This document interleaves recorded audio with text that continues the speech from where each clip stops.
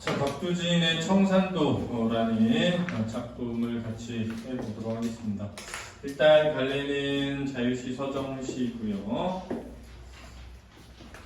형식이 있어 없어? 있다. 그런데 자유롭다. 따라서 형식을 만들어야 되니까 창안해야 된다는 점 알아둬야 되고요. 서정시라는 것은 뭘 정서 표현 위주의 시죠? 정서라는 건 감정과 생각을 정서라고 한다. 별거 아닌 것 같아도 개념을 잘 잡아놔야 됩니다. 성격 산문적인데요. 산문이라는 건 행의 구별이 없습니다. 그래서 연의 구분은 가능하죠. 그래서 산문적이고 산문시가 되겠습니다. 의지적이라는 것은 이겨내기, 부정적인 현실을 이겨내기 위해서 노력할 때 우리가 의지적이다 이렇게 얘기하죠. 제재는 푸른 산이고요. 평화로운 세계의 도래에 대한 간절한 소망을 주제로 하고 있습니다. 자, 이런 산문적인 시, 즉 산문시가 등장하게 되면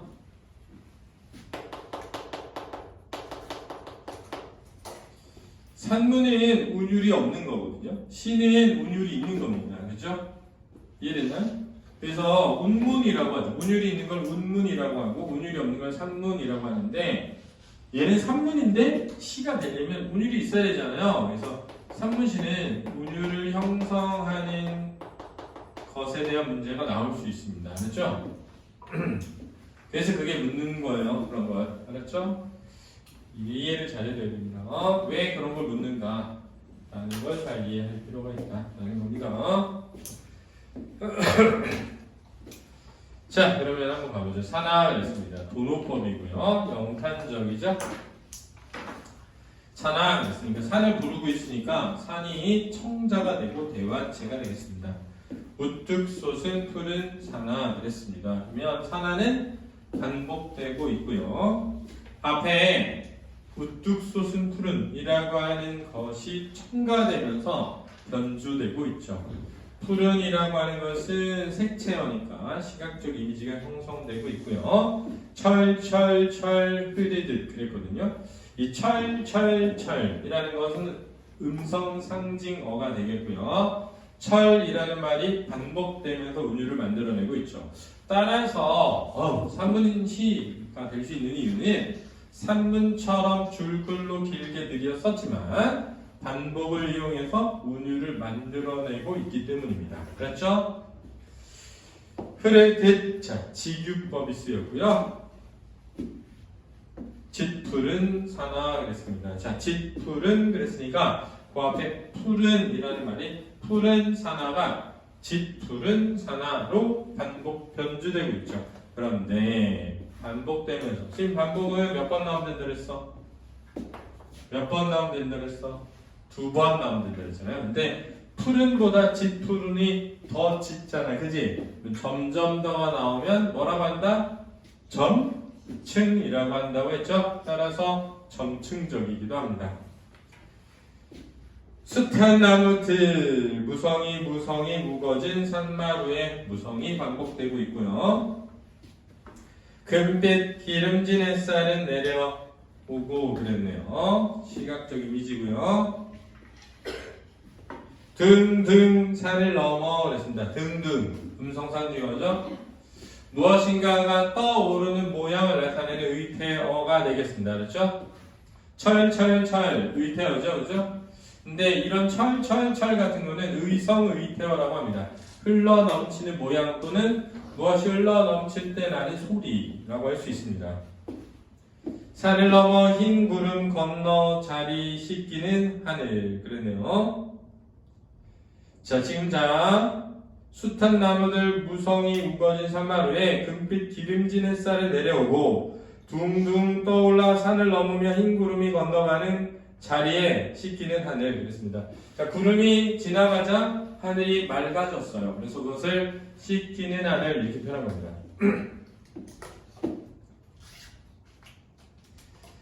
사슴도 안 오고 바람도 안 불고 넘어 골짜기에서 울어오는 뻐꾸기 그랬습니다. 울어오는 청각적 이미지가 늘어나네요. 따라서 다양한 감각적 이미지를 이용해 형상화하고 있다는 선지가 적절하다라고 할 수 있겠습니다. 됐죠? 뻐꾸기라고 했으니까 연을 명사로 종견하면서 말줄임표를 이용해 여운을 남기고 있죠. 사나 푸른 사나 자, 그래서 사나 푸른 사나 여기도 반복되고 있죠? 반복과 변주고요. 네 가슴 향기로운 풀밭에 엎드리며 의인화되어 있다는 걸 알 수 있고요. 향기로운 풀밭에 그랬으니까 후각적 이미지라고 할 수 있죠. 나는 가슴이 울어라 흐르는 골짜기에 스며드는 물소리에 그랬습니다. 내다 줄줄줄 가슴이 울어라 줄줄줄 음성상정화 되겠습니다.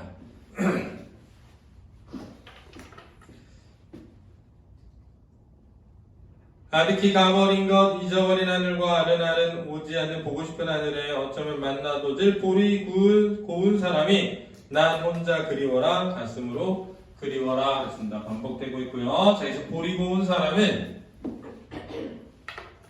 푸른 산을 이상향으로 완성해줄 존재가 되겠고요.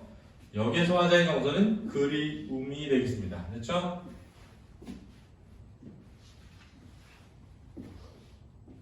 자, 1년은 푸른 산에 대한 묘사라고 할 수 있고요.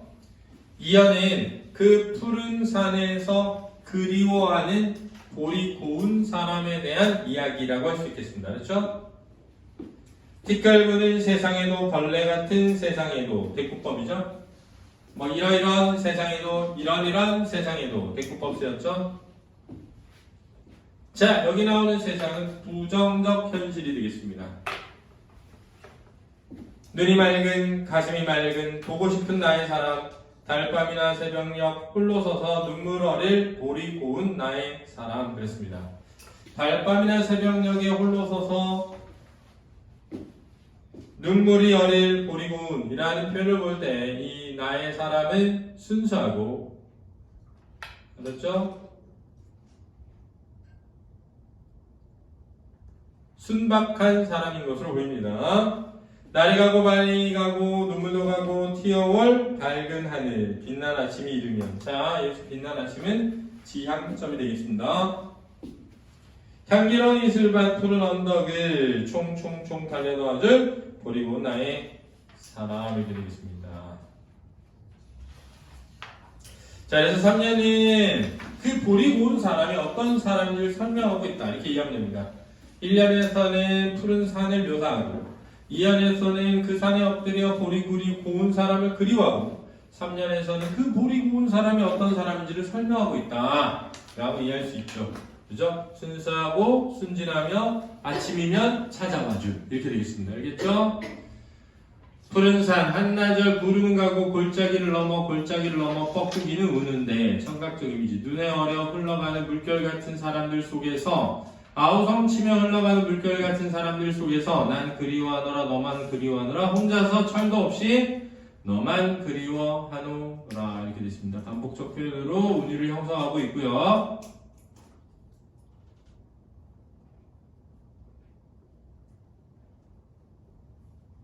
그럴 수 있죠. 그죠?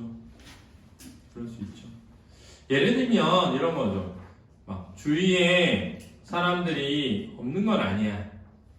있어. 그런데 보고 싶은 사람은 따로 있어. 이럴 수 있잖아. 그치?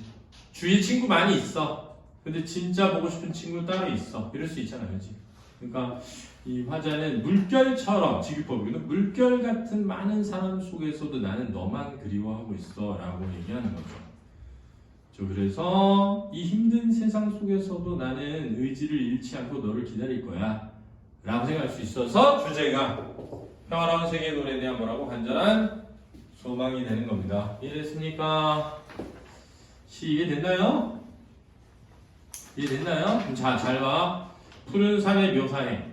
그 산에 엎드려서 너를 그리워해. 그 너는 이런 사람이야. 근데 나는 이 힘든 세상 속에서도 수많은 사람 속에서도 너만을 뭐해? 기다릴 거야. 이렇게 끝난 겁니다. 이해됐습니까? 자, 수고하셨습니다.